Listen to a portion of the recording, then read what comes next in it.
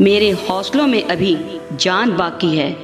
ये तो एक छोटी सी दौड़ थी, अभी उड़ान बाकी है। मेरी सादगी से मेरे बारे में अंदाज़ा मत लगाना, ये तो ज़रा सी शुरुआत थी, अंजाम अभी बाकी है। न मोर जैसा सुंदर, न कोयल की तरह मीठा गाता है, ना ही तोते की तरह बोल पाता है, लेकिन फिर भी राज करता है सभी पर।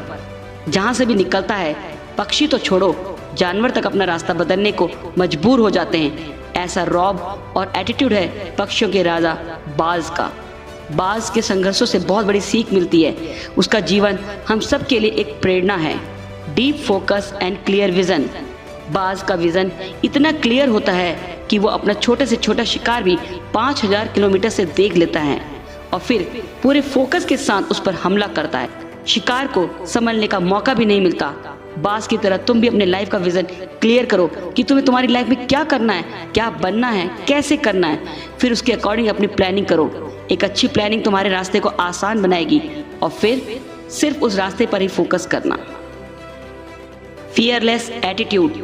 बाज कभी भी किसी से नहीं डरता, चाहे छोटे पक्षी हो, सांप की तरह जहरीला हो, या फिर हिरन और लोमड़ी की तरह खुद से बड़ा जानवर ही क्यों ना हो। और तो और वो बादलों की ऊंचाइयों से भी नहीं डरता।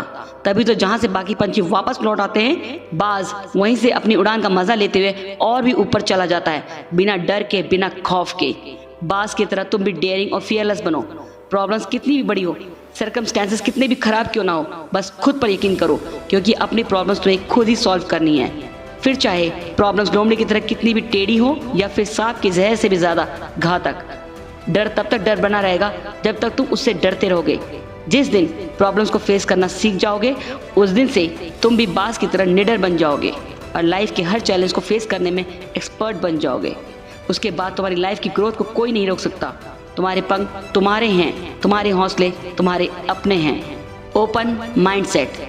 जब मौसम बदलता है, हवाएं बदलती है, तेज तूफान और बारिश होती है, तब सब पशु पक्षी छुपने के लिए सुरक्षित आसरा ढूंढते हैं, लेकिन बाज परेशान होने के बजाय खुश होता है। तूफान और बारिश से लड़ता हुआ बादलों के पार चला जाता है, जहां से वो बाकी पशु पक्षियों को डरता और सहमा हुआ देखता है, लेकिन खुद शान से खुले आकाश में उड़ रहा होता है, मानो जैसे वो अपने आप को शाबाशी दे रहा हो, अपने ऊपर प्राउड फील कर रहा हो कि बाज, तुमने आज तूफान और बारिश दोनों को हराकर बाजी जीत ली है।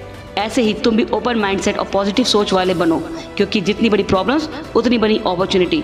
फिर प्रॉब्लम बादलों की तरह तुम्हारे नीचे होगी और तुम बाज की तरह ऊपर आसमान में एंजॉय करते हुए। अब ये तुम्हारे ऊपर है कि तुम प्रॉब्लम्स के बारे में सोच सोच कर उससे बचने की कोशिश करते रहोगे या फिर उसे एक अपॉर्चुनिटी मानकर सॉल्व करके लाइफ में आगे बढ़ोगे। Enjoy loneliness. बाज हमेशा अकेला ही उड़ता है, रहता है और अपना शिकार करता है।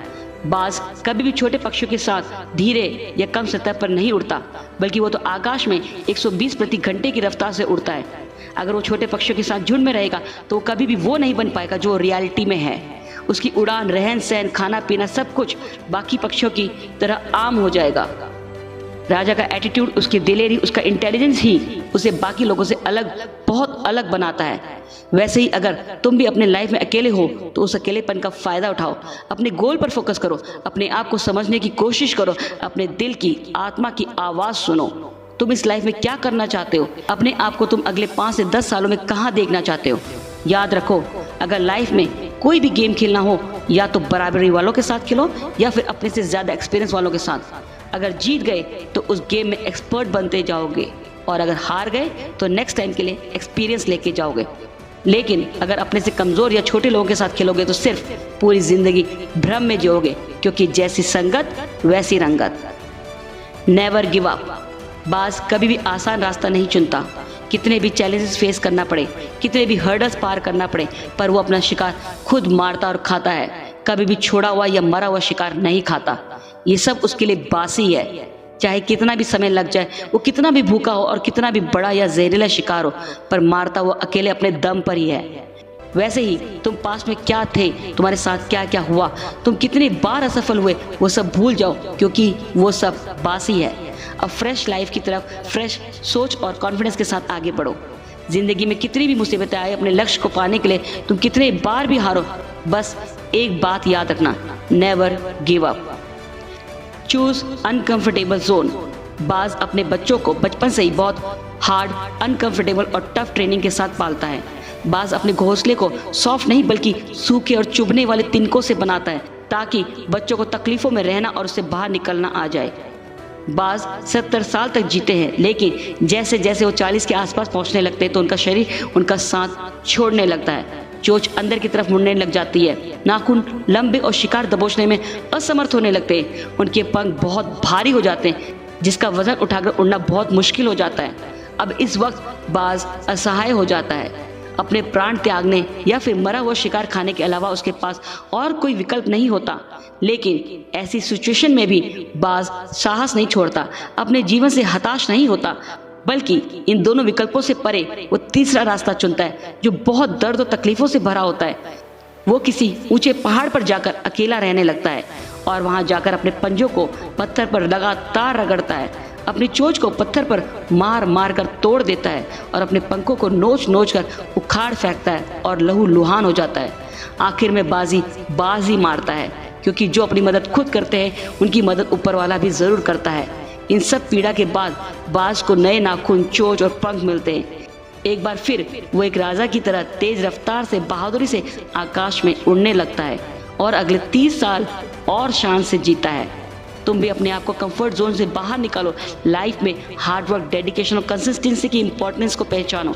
जिस तरह 6 महीनों की दर्दनाक तकलीफों के अंत के बाद बाज का पुनर्जन्म हुआ, उसी प्रकार तुम भी 6 महीने बेइंतहा मेहनत करो ताकि सक्सेस के रूप में तुम्हारा भी पुनर्जन्म हो जाए।